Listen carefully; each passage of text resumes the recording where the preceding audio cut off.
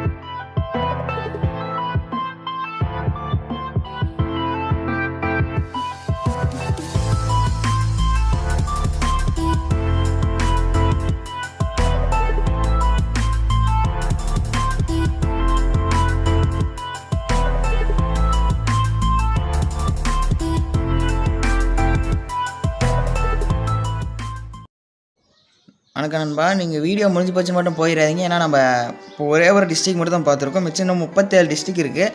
37 டிஸ்ட்ரிக்கும் ஒரு வீடியோவாக போடலான்னு இருக்கேன். நீங்கள் ஓகேன்னு சொன்னீங்கன்னா கீழே கமெண்ட் பாக்ஸில் கமெண்ட் பண்ணுங்கள். அடுத்து எந்த டிஸ்ட்ரிக்டை போடலான்னு கமெண்ட் பண்ணுங்கள்.